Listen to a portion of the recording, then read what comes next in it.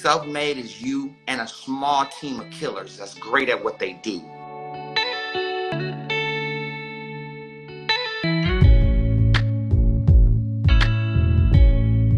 You look good. You look better than me, and everybody looks better than me. All right, let's get down to Ray, business. How you doing, man? Listen, congratulations on all your success, man. no, I could say the same to you, man. And I was thinking about you today. I was excited about today. But hold on. Let's start from where I start with this. So, Ray, for your fans to know, I'm Brett Barish. I own a whole bunch of brands in liquor and wine, past brands, Ace of Spades and Douce. My current brands, Bel Air, Bamboo, McQueen, my new one, Vion. I started a series, Ray, a few years ago called Self-Made. And what motivates me is I hate hearing about people's success. I hate it because it seems easy, and it fucking wasn't hard. It was hard for me. And Yeah, I know. I love hearing the struggle side and how everyone deals with shit to get there. What does self-made mean to you? Well, self-made can mean a lot of different things, you know. I think self-made it's a small killer unit. That's what self-made is, right? Self-made is you and a small team of killers that's great at what they do, disrupting the game, you know, where other people might have offices and offices of, you know, workers that's working different platforms, and then you have a 5-man crew that comes in and dominates and takes over independently. I think that's self-made. I think it's not self-made. It's self-made with a small team of assassins. You know what I'm saying? Because you can't do nothing alone. Is that something I'm going to ask because is that something that's new for you? Because you've been doing it a long time. Is that the same story, or have you evolved and you realize, you know what, that's what it is now? No, it's been the same story for me since I released this song called "Wait a Minute" with Lil' Kim and Pharrell back when I was first starting. Man, I was like 18, I think. But I really believed in that record, and I was signed to a major, Atlantic at the time. They didn't like the song, they didn't like the producer, they didn't like the concept, and to me, I'm like, yo, Pharrell is about to be one of the biggest things ever in the music game. Is what I saw in my future and in his future, just because I could feel the music. So I had to really not beg them, but like go over the top saying, listen, give me a small amount of money and let me go promote this song instead of promoting what you guys want me to promote. And so I just created a marketing template, and we went out on the road and we touched everybody from the program directors to the musical directors on down. I mean, we really just worked the hell out of the song, and it started to take off, and then it became a hit record. And right then is when I knew I didn't need a record label. I said, I got it now. Y'all gave me like 20 grand to turn this into around to a $2-3 million song in 4 to 5 months.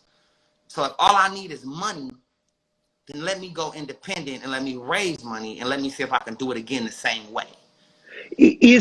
I love that, and there's so much I take away from that. So when I launched this brand, Bel Air, Ray, back in the day, everyone freaking told me, don't do this. Don't put it in a black bottle. You can't see it. Don't launch Rosé because you got to launch a Brut first. You can't compete with Moet and Veuve.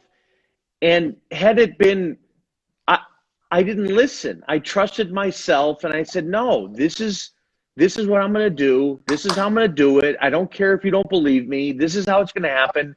And it's the biggest single champagne brand in the United States now.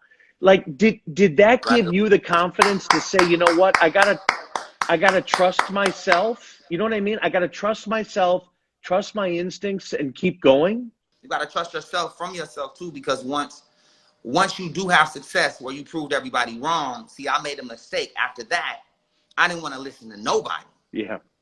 And now I was on a high saying, hey, all y'all motherfuckers was wrong. I got it now, right? And then I fell. And then the next song I didn't do anything.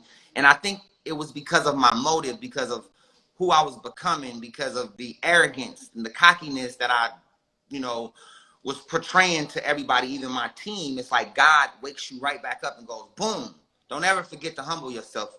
And so I had to, I had to learn that the hard way, because it was a song called Out the Ghetto Pharrell wanted me to release. And I should have listened to him, but instead I wanted to go with a song that was turned up in the clubs. And it didn't do well, and I was wrong for not listening. So you just got to know when to go with your heart, and then also have your small team of people around you that's giving you some advice. Sometimes when your heart's telling you to go the other way, you got to listen to it, But to me, it's balance, right? It's It's definitely taking balance. your instincts, but listen to everybody else, because they may have a better idea than you, and you can take it forward. Exactly. You're the president, and you have all your advisors around you helping you make this decision. But at the end of the day, once it's time to be made, you can't hold on to somebody's hand when you make the decision. Make the decision, stick with the decision, and then move forward and try to make sure that that decision is successful. When did you move to Carson?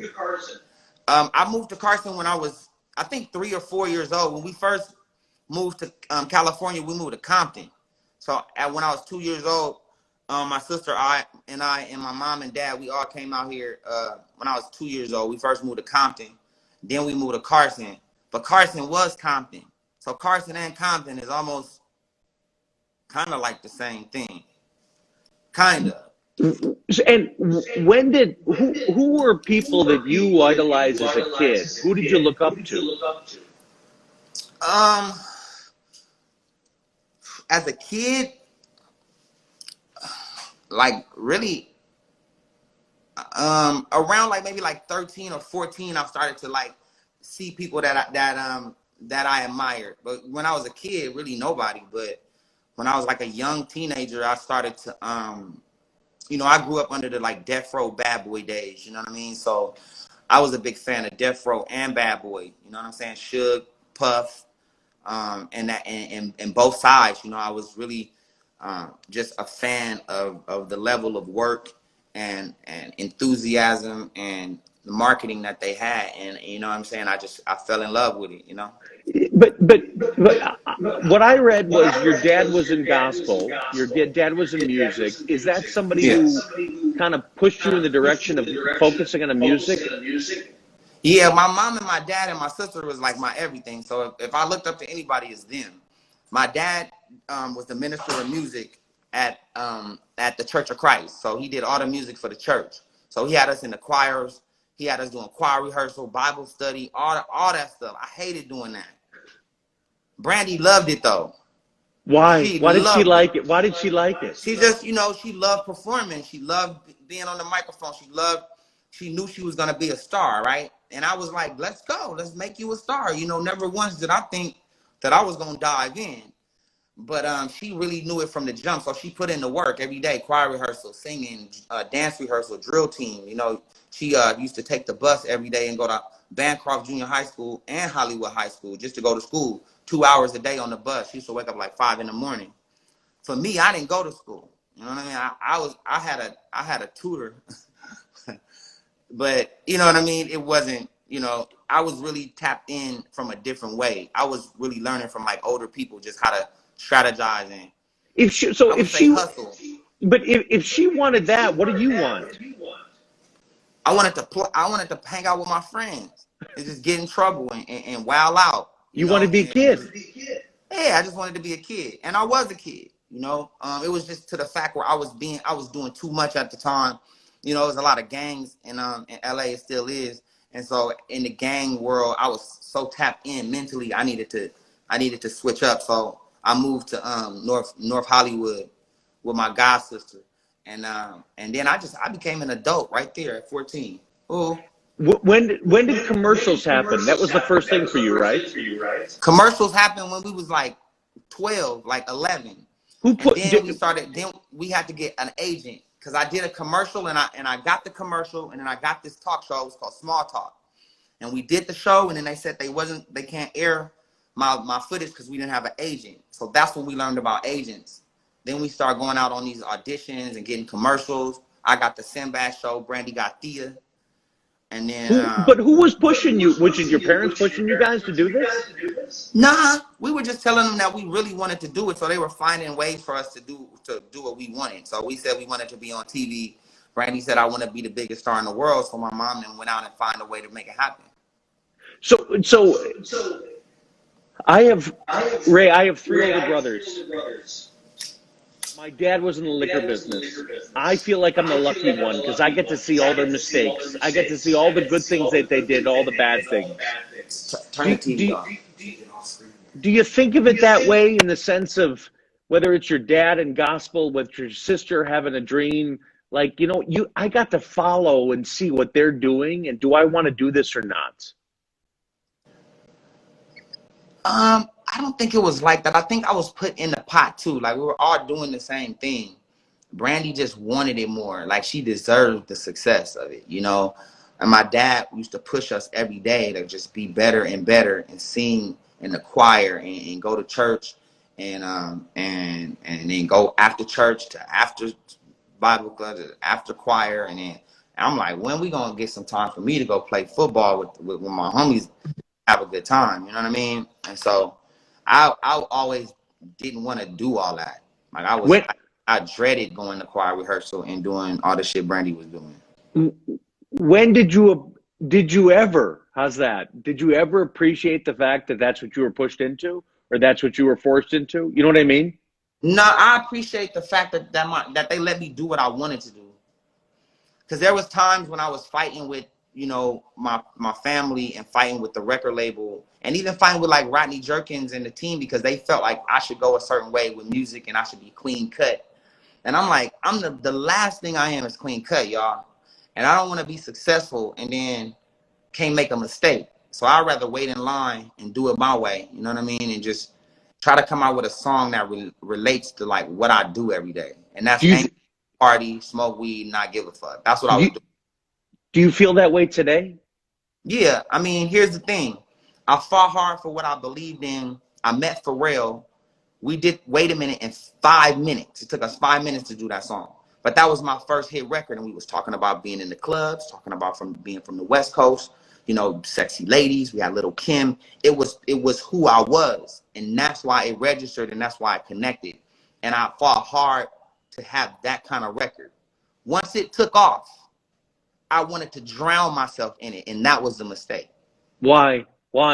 Because you're supposed to diversify your portfolio, even in music, right? You got the club record. Now go with the love song, and then give them something maybe up tempo, a little more mainstream. Now you have three different styles of music. Now everybody's buying your album. I tried to stay in that one pocket, and I should have listened to Pharrell and released this song called Out the Ghetto. But I'm here now, so it all led me here. But through the journey, that was a big mistake. I made that led me into a Great Depression. What do you think? Was the mistake because you didn't have anybody who was kind of you could look up to that was, that could give you direction? Was that it? Pharrell was giving me all the perfect direction I needed. He had my back, and he knew exactly what he was talking about. And he got me to Wait a Minute. We had the big record, and I should have listened, and I didn't. And I didn't in a bad tone, though, and in a bad way, in a cocky way, in a I know it all kind of way, and that alone curved the whole thing because I needed to understand that that's not how you're supposed to do shit. Do you think, I don't want to say regret's the right expression for it, but it almost sounds like, you know what? You would never have changed. You would have done exactly what you wanted to do because you needed to learn the hard way. Yeah, I needed that. I needed that. I also needed to understand how to stick with a decision that you make. If you make a decision and y'all put a plan together, don't change the decision at the 5-yard line going into the last minute just because somebody that you might look up to told you that was the right thing to do. Stick with the plan, stick with the team, and just go out with your shield on. You know what I mean? So at 15, what did you want to be? At 15, what did I want to be? At 15, I wanted to be a pimp. No, I'm just No, that's an answer. But what'd you want to be? At 15, I was just having fun. It really wasn't about being nothing. Like my sister was, she was like 5, 6 million platinum, and I was just like enjoying watching her success. Like I didn't want to do nothing, right? I just wanted to hang out. There was no way in my mind. I was like, I want to be a Were you star. jealous? Were you jealous No, I was living it up. Like to be it in was. that shadow? I didn't. It wasn't a shadow. It was like my sister was popping, and we was on tour, and it was like thousands of people screaming, all these girls, and they knew me too. I used to walk out at the end and go, hey, do my little dance. Man, that was the greatest thing in the world. Are you appreciative of her drive? Listen, without my sister, none of this would be, man. You know what I'm saying? Without my mom, without my dad, and of course, God. So, when people say you was in the shadow, I'm like, if I was in the shadow, then that was the best shadow I ever been in. You know what I mean? Because it was great. Like what she does and what I do is just two different things. So it wasn't in the same competitive arena. I'm not. It wasn't like Did in Serena Williams. Like we ain't playing tennis against each other. You know what I mean? did she want you to be her? Did she want you to be like her?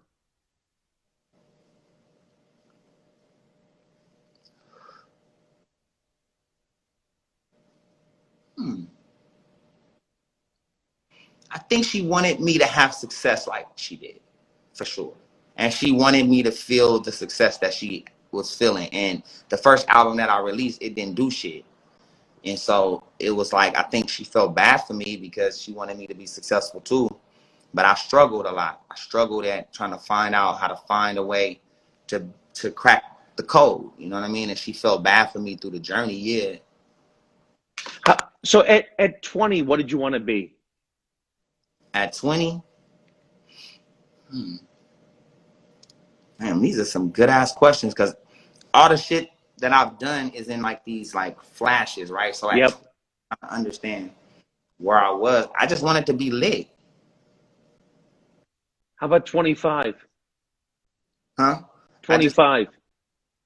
25. Hold on. Can you tell my mom that I'm in an interview and please just give me a second because she texted me. Sorry about And that. the reason I'm asking is because you're one of those unique people, Ray, that you've done so many different things. It's like it to me in some ways it's like speaking, I don't want to use this example, but Tyrese, if I ask my daughter who's 21, she doesn't know Tyrese as a singer. She knows Tyrese as an actor. Like you keep evolving in different areas. Like so I'm curious, was it a plan or you just kind of keep going in your own groove? Where you find something you like, you know what? I want to do this. Nah, everything's calculated. Everything's calculated to a T. It's it's being ahead of the curve, right? It's like people can say they're ahead of the curve, but are you really thinking like that? So for me, independent and just being an independent artist, that wasn't popping. I was the first R&B independent anything because it would be hard to drop a record independently doing R&B because you need this DJ support, right? You need the DJs to help you get through in order to get your friction. And then I found a way to market the R&B ballad, right? The One Wish ballad. And I didn't even go with the R. Kelly record. I had a song called Quit Acting. It was me and R. Kelly.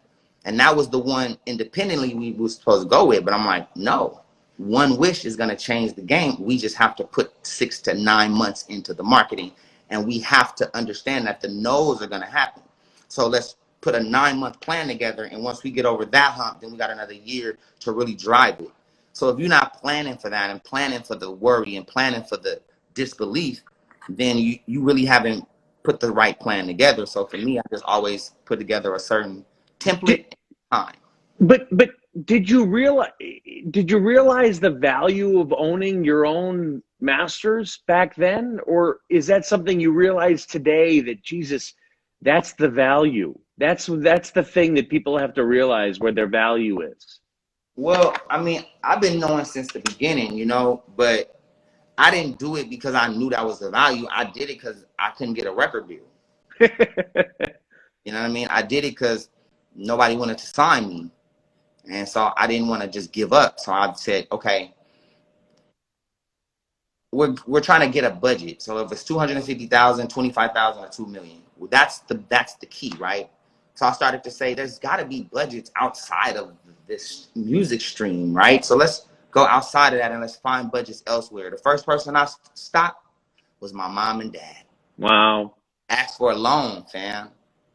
And so I ended up getting $500,000 from them.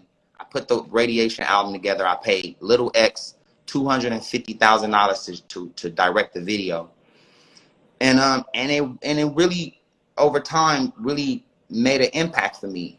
But it was a lot of struggling going through it and getting loans and then putting up all that money on a video, saying, "Damn, that's a lot." But I believe in it, so let's just take this big ass risk. Did they ever question? Did they ask you why do you? Were they your parents? Were they 100% supportive day one? Oh, of course. I mean, they've always been supportive. Like, you got like, I'm looking at my kids, right? If they were like, I want to be somebody, I'm going to be like, you can be all you can be. Yeah. And I'm going to help you, right? So it had to be that same thing. Did they believe it was going to work? You know what I mean? Like, I don't think so. Yeah.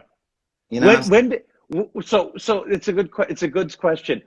When did they say, you know what, you fucking did it? Like when did that happen? It hasn't. Does that hurt? Nah, I'm not an emotional kind of person. But that's got to suck in some way. The fact that they're not, or is that more the drive in them that they want for you? You know what I mean? It's their own issue. They've always acknowledged like where I'm at and congratulated me on where I am. So it's not that. It was just they feel like I can be better. And does Brandy feel the same way? No, Brandy's different. She's a little bit different, but my mom and dad know what I want to do. And I told them the numbers that I was going to reach and how much money I wanted to make. And it was just like, you know what I mean? Because it's, sometimes when I tell people what I feel and the dreams that I have and then the projects that are going to change the game, it might sound a little crazy, but the shit always works. So I'm going to ask you a question that at some point I had to make the decision. When do you stop asking them their opinion, whether it's Brandy or your parents? Oh, did you ever stop asking? I don't ask anybody for an opinion when it comes to business at this point. I used to when it was about music, but music it's different now that I understand what music is and then what business is. It's two different worlds, it's having a business mindset or having a musician's mindset is just two different things. And I would dread to just have the musician mindset. Like I'm scared of thinking that that's all there is, you know what I'm saying? Because you're trapped in a thought and you locked in because emotionally you want something to work emotionally, not, by numbers and exact, you know what I'm saying? Exact numbers, exact scheduling, exact products. If it works, it doesn't, let's fix it. Nah, music is like some emotional shit. So how does reality TV play into your life? Like, how does that decision get made that you want to do your own show? You want to be involved in somebody else's? How do you make that decision?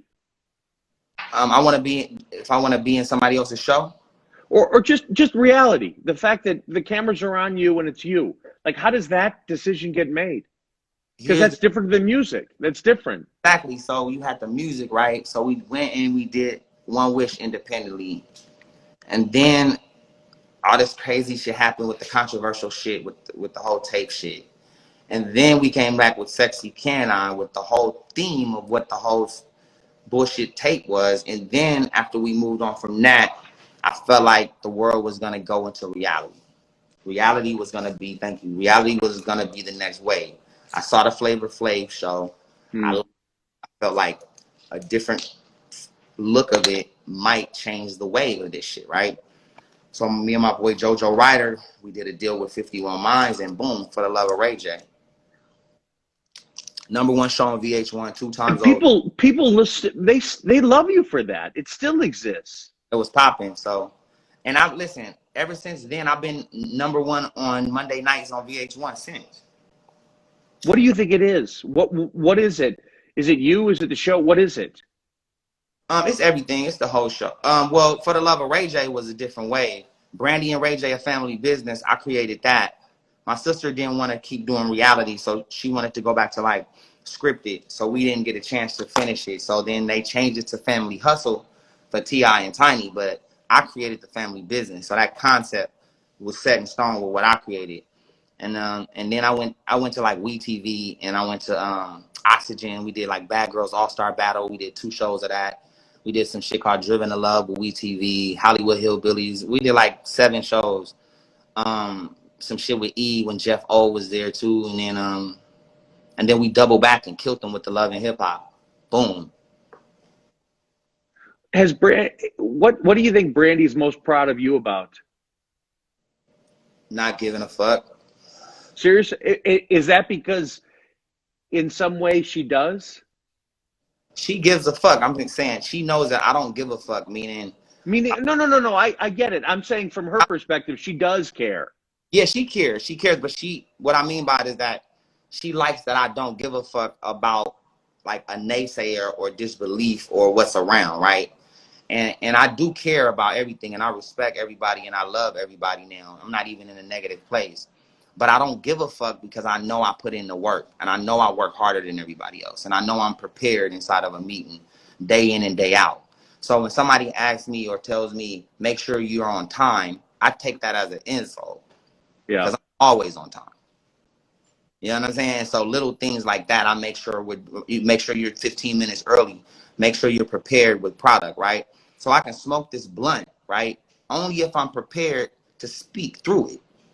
You get me? And so just having the right tools and the right, just the right plan is something that I always put in the forefront of business. And so I just think that with that, you can't be stopped. When do you think you turned into the best you in terms of business? When did it click? Did it ever click? You know what I mean? Like 3 months ago. Why? It clicked 3 months ago because I started saying no a lot more. And I started being a little bit more aggressive and a little less jolly. You know what I mean? And a little more strict on creative demands, right? And once I approached, even my company with this kind of energy, everything started to move different. And now we're at 1.5 million earbuds sold, right? And I tell somebody that, and they go, okay, cool.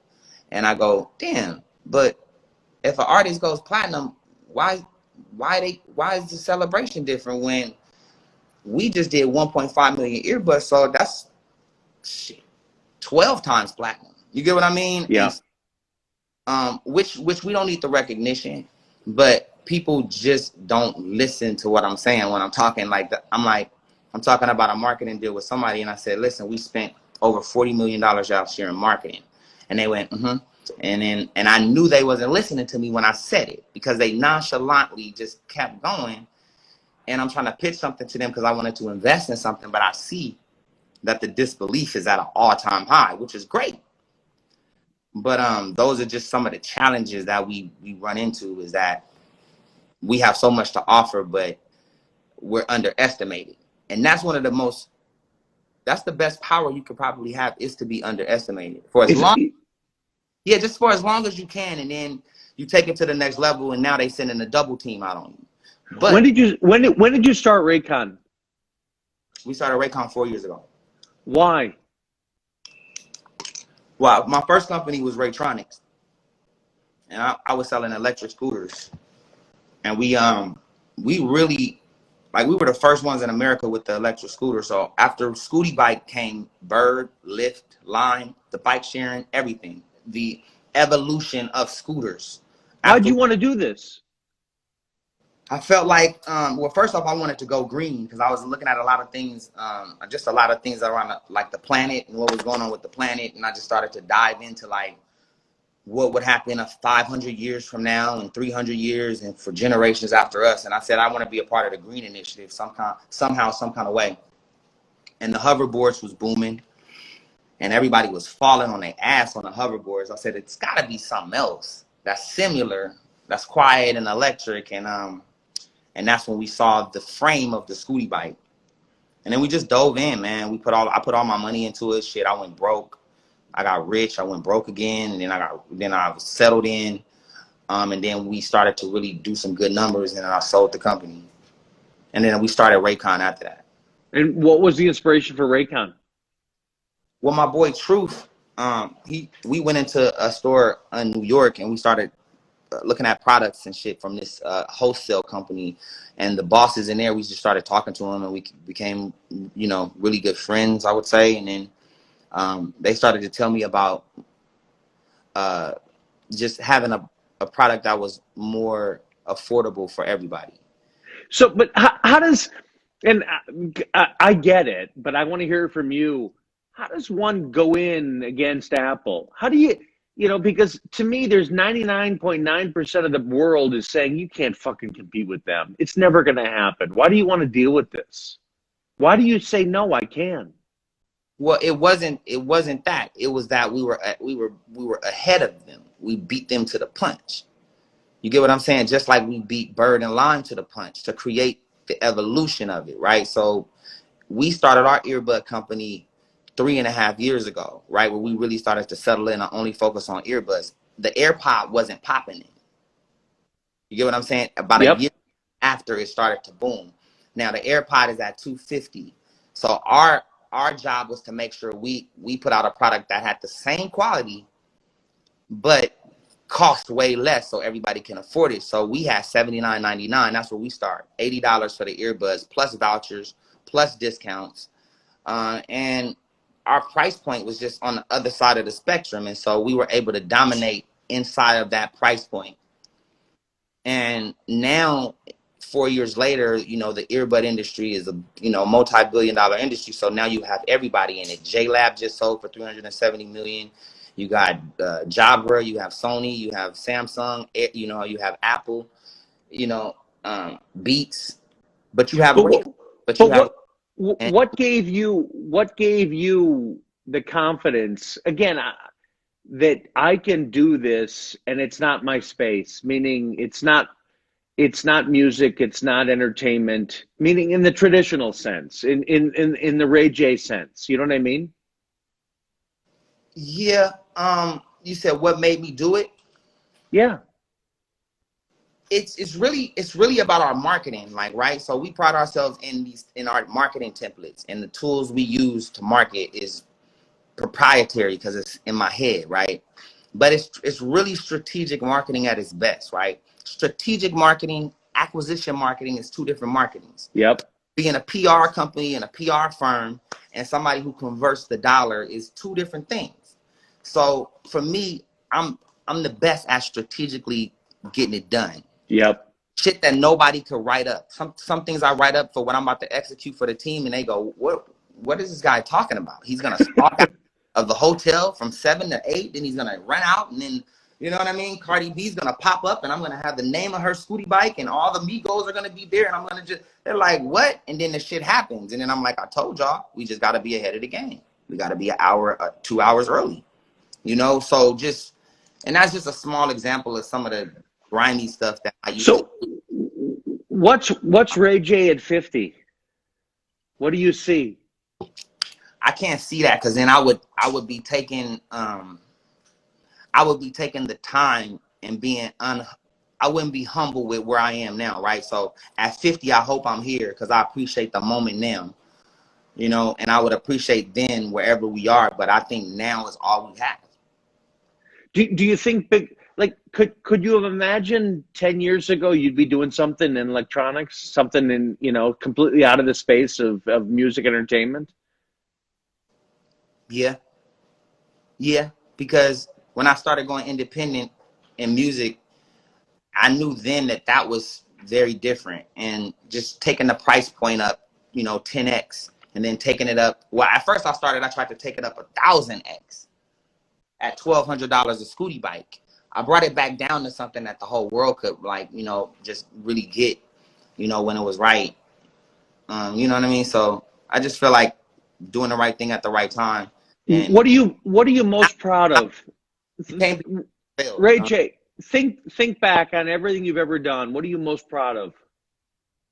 My two babies, Melody and Epic. How have they changed you?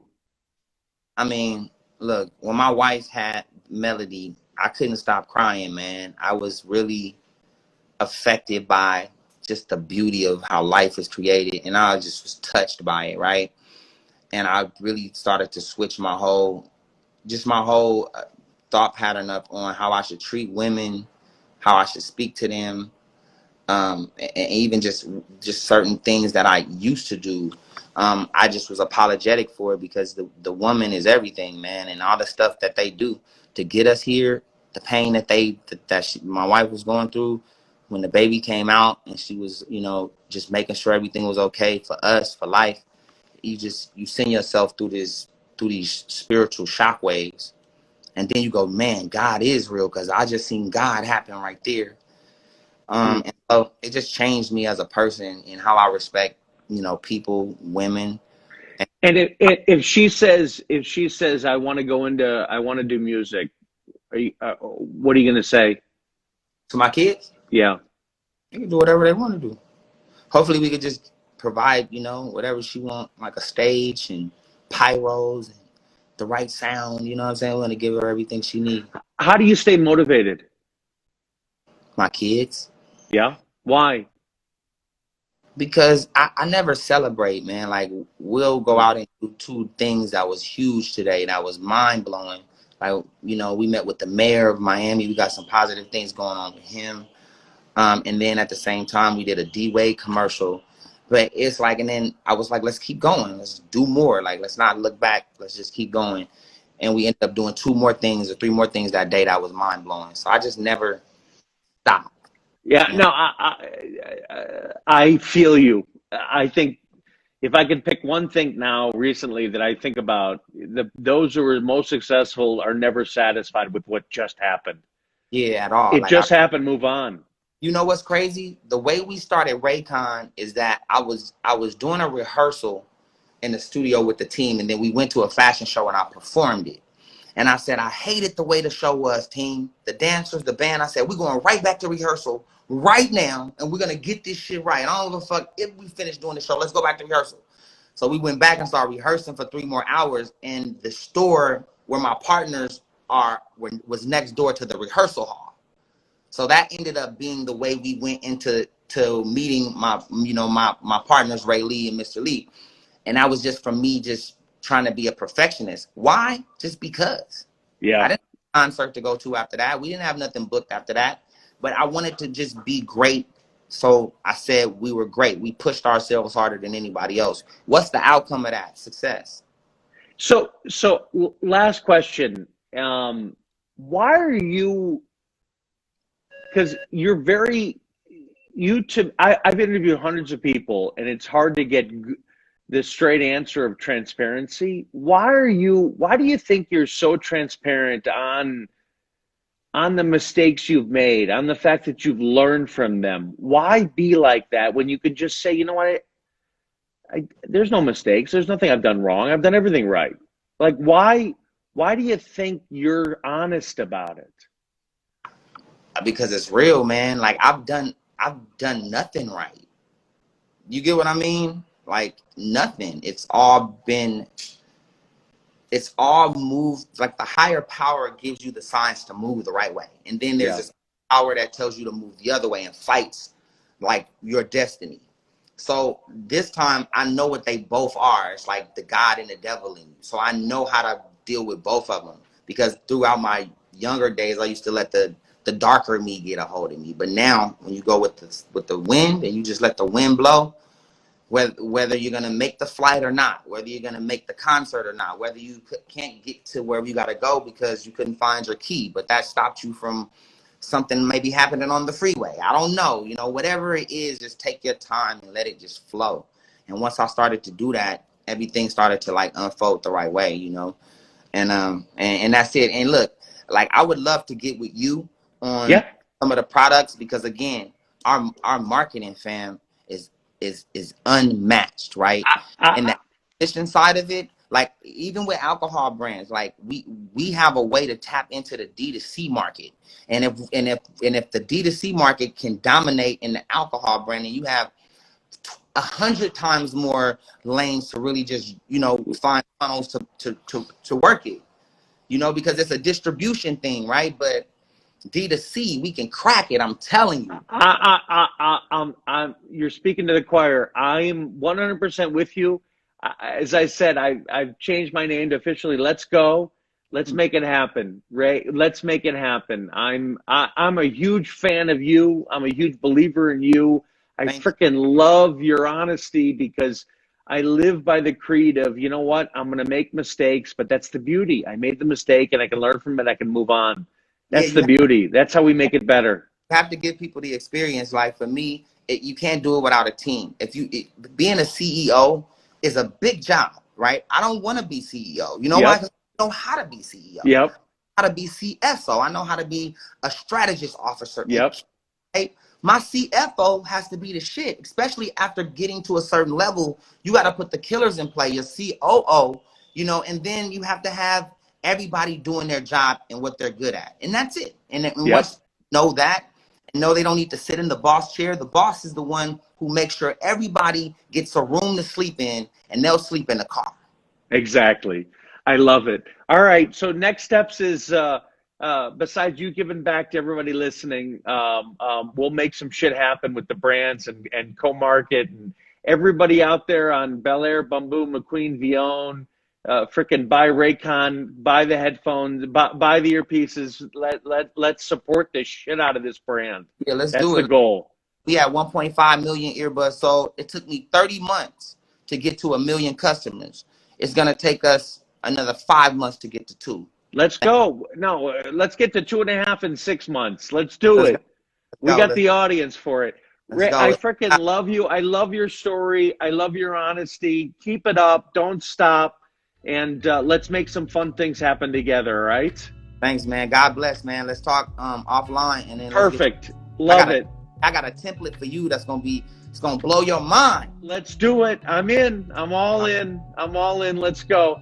Thanks, Ray. Thanks, everybody, for watching. Appreciate it.